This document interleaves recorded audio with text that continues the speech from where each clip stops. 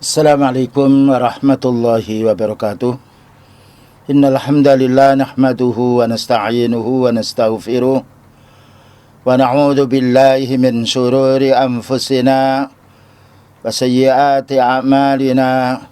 May yahdihillahu fala mudilla lahu wa may yudlil fala hadiya lahu. Asyhadu an la ilaha illallah wahdahu la syarika lahu wa asyhadu anna Muhammadan abduhu wa rasuluh. Allahumma salli wa sallim ala nabiyyina Muhammad wa ala alihi wa sahbihi ajma'in, amma ba'du. Kaum muslimin wal muslimat di mana saja berada, perkenankanlah kami salah satu di antara pemberi materi di Masjid Mujahidin, khususnya hari Kamis, setiap hari Kamis, dan menyampaikan materi tauhid. Saya adalah Aunur Rafiq bin Hufron Hamdani, termasuk perintis Pondok Pesantren Al-Furqan Sulawesi Daun Gresik. Pada kali ini kami ingin memperkenalkan diri khususnya untuk yaitu Masjid Mujahidin, yang mana lembaga amal Mujahidin yang berada di Perak Barat. Dan lembaga ini alhamdulillah, lembaga ini yaitu adalah lembaga dakwah dan sosial. Lembaga dakwah karena setiap saat kajian sunnah di Masjid Mujahidin ini terlaksana, baik itu setelah maghrib maupun setelah isya, bahkan juga waktu yang lain. Dan juga disiarkan lewat radio Mujahidin. Dan alhamdulillah mulai kecil saya sering mendengar yaitu kajian siaran Masjid Mujahidin yang dulunya dipimpin oleh para ustadz kita, termasuk menyampaikan dakwah tauhid pula. Dan juga lembaga ini pula yaitu mengatur pendidikan agama, menerima siswa dan juga siswi diajari agar mereka itu memahami Islam dan juga mengamalkan Islam. Lebih daripada itu, lembaga ini juga lembaga sosial lainnya, yang mana lembaga ini ingin membantu kepada para fuqara dan du'afa, demikian juga para janda, memberi santunan kepada anak yatim, dan membantu saudara-saudara kita kaum muslimin yang sakit, bahkan juga bantuan-bantuan sosial yang lainnya. Semua ini kaum muslimin butuh dana. Siapa lagi kalau bukan kita kaum muslimin yang ikut membantu untuk kelancaran dakwah Mujahidin ini? Ya, karena Islam adalah agama yang kafah. Orang Islam disifati oleh Allah Ta'ala adalah tolong menolong. Wal mu'minuna wal mu'minatu ba'duhum awliya'u ba'dhin ya'muruna bil ma'ruf wa yanhauna 'anil munkar. Orang mukmin laki-laki dan perempuan satu sama lain saling tolong menolong, memerintah dalam hal kebaikan dan membendung kemungkaran. Inilah di antara misi yang dilakukan oleh Yayasan Masjid Mujahidin ini. Oleh karena itu tidak mungkin untuk memenuhi kebutuhan tadi, baik dalam bidang dakwah, pendidikan, penyebaran Islam, dan juga menyantuni fuqara, masakin, janda, anak yatim. Ini melainkan harus kita lah kaum muslimin yang memenuhi kebutuhan mereka ini. Karena tidak mungkin orang kafir akan membantu kita. Tidak mungkin orang munafik akan bantu kita. Bukankah Allah Ta'ala berfirman, humul ladzina yaquluna la tunfiqu ala man 'inda Rasulillahi hatta yanfadhu. Ini surat Al-Munafikun. Maka tokoh-tokoh orang munafik itu dia bersumpah, berkata, jangan kamu memberi bantuan kepada Rasulullah sallallahu alaihi wasallam sehingga mereka itu pergi dulu, sehingga mereka melupakan atau melepaskan agamanya. Inilah hati isi orang munafik. Demikian juga Allah Ta'ala menjelaskan orang-orang kafir. Apa katanya? Innal ladzina kafaru yunfikuna amwalahum liyasuddu an sabilillah. Orang kafir itu membelanjakan hartanya untuk membendung agama Allah. Sebagaimana disebutkan di dalam surat Al-Anfal nomor 36. Jika orang kafir tidak mau membantu kita karena kekufurannya, jika orang munafik tidak pula membantu dakwah ini, dakwah tauhid karena kemunafikannya, siapa lagi kaum muslimin bukan kita semua, kalau bukan kita semuanya. Maka Allah Ta'ala mensifat orang mukmin, orang yang berinfak, yang tolong menolong saudaranya satu sama lain. Bukankah orang berinfak itu untuk dirinya sendiri? Jadi kita mengeluarkan harta ini kepada orang lain bukan kebutuhan orang lain. Secara zahir begitu. Tapi adalah kebutuhan kita sendiri. Karena Allah Ta'ala berfirman, "Amila salihan fali nafsi." Orang beramal saleh itu untuk dirinya. Dan juga apabila kita meninggal dunia kaum muslimin, tidak ada yang kita bawa kecuali amal. Tidak ada orang kaya akan dikubur dengan yaitu kekayaannya. Orang punya jabatan akan dikubur dengan jabatannya. Dikubur kita dengan amal kita. Di antara amal yang bermanfaat adalah sedekah jariyah. Bukankah Rasulullah sallallahu alaihi wasallam memberitahu kepada kita, "Idza matal insanu inqata amaluhu." Jika manusia itu mati, termasuk kita semuanya akan mati, putus amal kita.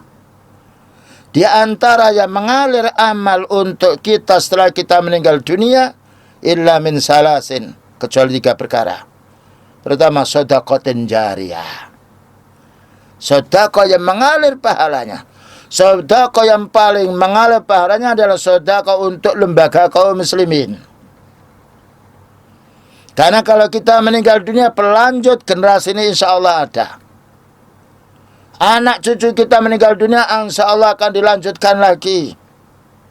Inilah amal yang sifatnya yang harus kita upayakan untuk kita tingkatkan amal jariah ini. Terutama ke lembaga-lembaga din yang selalu berkeinginan untuk menyebarkan Islam di tengah umat. Ini yaitu pertama sedekahun jariyah. Yang nomor 2, ilmun yuntafa'u bih. Ilmu yang bermanfaat. Alhamdulillah di masjid ini ada juga para asatid, para dai yang selalu mengembangkan ilmu, mengajak kita untuk bagaimana memahami din yang benar. Masuk pula dalam lembaga ini ada para asatid sunnah. Yang nomor 3, wa waladin shalihin yad'ulah. Anak saleh yang mendoakan. Alhamdulillah lembaga ini juga mendirikan pendidikan. Ya mudah-mudahan pendidikan yang dikelola ini betul-betul pendidikan menuju kepada anak yang saleh. Inilah 3 perkara kaum muslimin. Agar kita mendapatkan kelanjutan pahala ketika kita bisa melaksanakan 3 perkara ini. Kemudian juga orang berinfak fisabilillah. Mungkin kita menganggap uang 1000 itu tidak ada artinya. Dibelikan jajanannya dapat apa? Tapi 1000 yang kita infakkan di lembaga sosial kaum muslimin dikalikan 700 oleh Allah.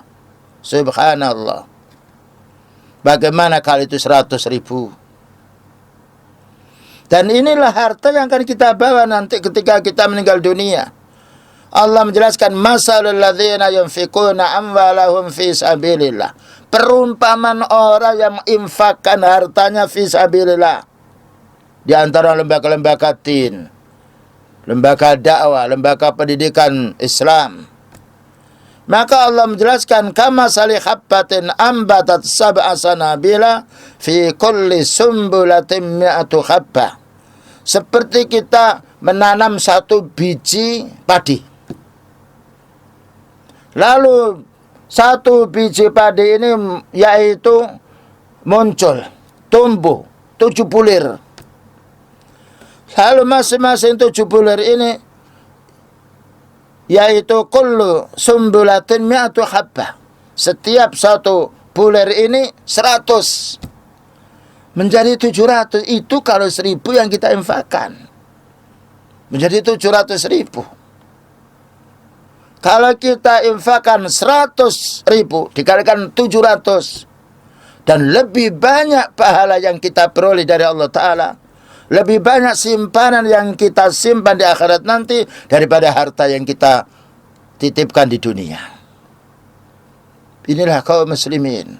Orang mukmin selalu berpikir satu untuk urusan akhiratnya, yang nomor dua untuk masalah umat. Siapa lagi umat Islam ini kalau bukan kita kaum muslimin yang mengurusi? Apa ridho fakir, miskin, anak yatim, janda itu diurus oleh orang kafir? Sekarang berapa banyak misi-misi orang-orang ghairul Islam mendakwai di beberapa daerah, di pelosok-pelosok mereka membawa makanan, menipu, membujuk saudara kita kaum muslimin yang terpencil. Karena apa? Karena kita tidak pergi ke sana. Kita umumnya ada di kota.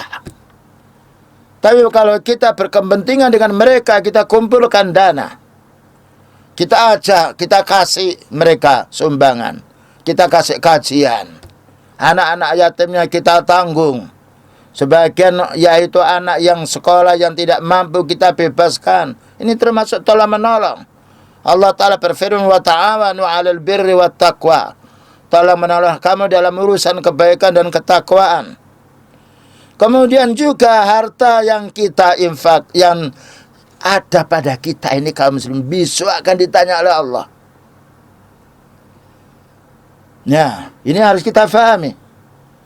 Pada hari kiamat kita akan ditanya oleh Allah Ta'ala.